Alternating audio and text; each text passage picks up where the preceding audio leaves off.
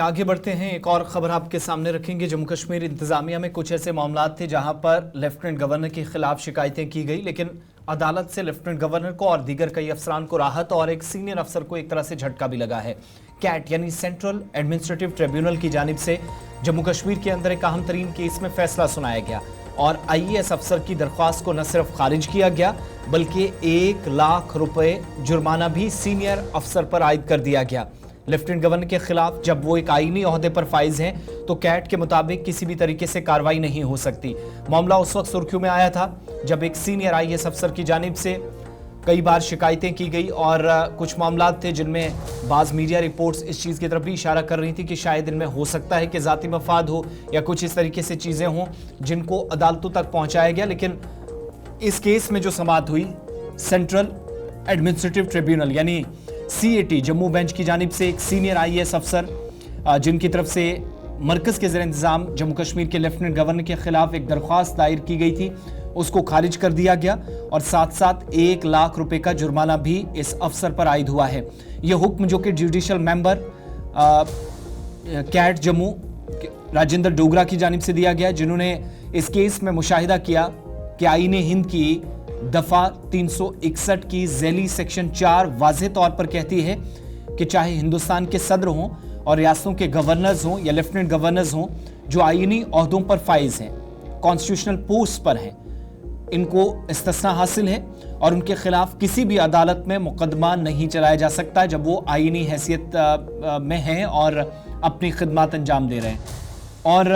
कोई भी अदालत इन मुअज़्ज़िज़ीन को या इन शख्सियात के खिलाफ नोटिस जारी नहीं कर सकती जब वो दफ्तर में बैठे हैं, काम कर रहे हैं। तो फौरी मामले में दरख्वास्त गुजार ने जम्मू कश्मीर UT के लेफ्टिनेंट गवर्नर का भी नाम लिया था, उनको एक तरह से पार्टी बना लिया था और जो एप्लीकेंट थे, जो सीनियर IAS अफसर थे जम्मू कश्मीर के अंदर इस वक्त काम कर रहे हैं,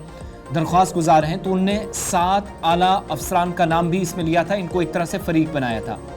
राजीव गौबा जो काबीनी सेक्रेटरी हैं, उनका नाम भी उन्होंने अपने एप्लीकेशन में लिया था। यूनियन ऑफ इंडिया में इनका कलीदी रोल है। अजय कुमार भल्ला जो मरकज़ी दाखिला सेक्रेटरी है, उनका नाम लिया था। राधा चौहान जो कि सेक्रेटरी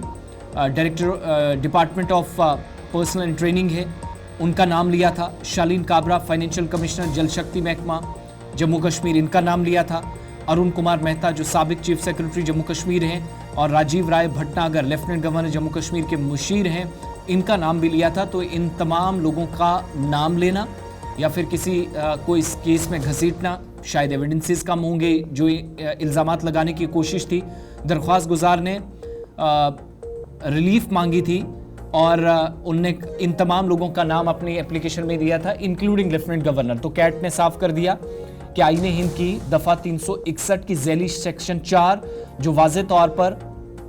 मजाज अथॉरिटी को बाख्तियार बनाती है कि भारत के सदर और रियासतों के जो गवर्नर्स हैं वो जब तक आईनी ओहदे पर फाइज हैं उनको इससे इस्तिस्ना हासिल है। उनके खिलाफ जब वो दफातर में बैठे हैं तो किसी भी तरीके से कोई नोटिस जारी नहीं किया जा सकता। और दरख्वास्त गुजार जो महकमे से रिलीफ मांग रहा है और एक तरह से बहुत सारी शिकायतें पहले भी इनके मुतालिक जो ज़राए बताते हैं आ चुकी हैं और लेफ्टिनेंट गवर्नर के साथ बाकी लोगों का नाम लेना इनको महंगा भी पड़ा, जिसके लिए 1 लाख रुपए भी उन्हें भरना होगा। और गैर ज़रूरी तौर अदालत में कहा जाता है कैट के मुताबिक बाकी नामों को घसीटा गया। दरख्वास्त गुजार की तरफ से इन एहलकारों के खिलाफ कोई भी बददियानती का इल्ज़ाम नहीं है और कैट ने यह भी कहा कि इन तमाम अफराद ने सरकारी हैसियत में अपनी ड्यूटी से अंजाम दी है, लिहाजा दरख्वास्त गुजार उन्हें नाम लेकर अदालत के सामने नहीं घसीट सकते, किसी पर इस तरीके से लांछन या किसी तरीके से दाग नहीं लगा सकते। सेंट्रल एडमिनिस्ट्रेटिव ट्रिब्यूनल की तरफ से यह भी कहा गया कि अदालती अमल का एक तरह से गलत इस्तेमाल करने की कोशिश है। IAS अफसर इस कोशिश में मसरूफ़ थे और एक सीनियर अफसर से अदालत ने यह कहा कि हम ऐसी तवक्को नहीं करते जो कानून की बुनियादी उसूलों से वाकिफ़ नहीं है और रियासतों के गवर्नर और हिंदुस्तान के सदर को इस्तिस्ना हासिल है, वो इस तरह का काम नहीं कर सकते। लेकिन फिर भी आपने इस मामले को अदालत पार्टी के तौर पर दरख्वास्त की जाए, कोई अदालत उन्हें नोटिस जारी नहीं कर सकती और मज़ीद ये कि इसलिए पिटीशन मिसाली कीमत के साथ खारिज होने की मुस्तहिक है ताकि मुस्तकबिल में ऐसी पिटीशंस दायर करने से पहले वो इस हवाले से मुनासिब मशवरा लें, कानून को पढ़ लें, किसी को फरीक बनाना है या नहीं बनाना है ये भी देखना है। और इसके मुताबिक कैट ने IAS अफसर पर बाज़ाब्ता तौर पर 1 लाख रुपए का जुर्माना भी आयद कर दिया। साबिक चीफ सेक्रेटरी की तरफ से अपनी सर्विस बुक में किए गए जो मनफी रिमार्क्स थे उनको खत्म करने का मामला है, जिसके लिए उन्होंने पहले ही 2 दरख्वास्तें दायर की थी जो अभी तक इस अदालत के सामने फैसले के लिए ज़ेरे इल्तवा हैं। लेकिन कैट की जानिब से आज लेफ्टिनेंट गवर्नर और बाकी अफसरान का नाम घसीटने पर सीनियर IAS अफसर जो किसी की शिकायत लेकर गए थे लेकिन खुद उनके लिए वहां पर मुसीबत बढ़ी और कोर्ट ने कानून पढ़ने का भी मशवरा दिया, इससे पहले वो इस तरह के मामलात को अदालतों में लाएं। चलिए, ये तो थी अदालतों की बात। अब जरा बात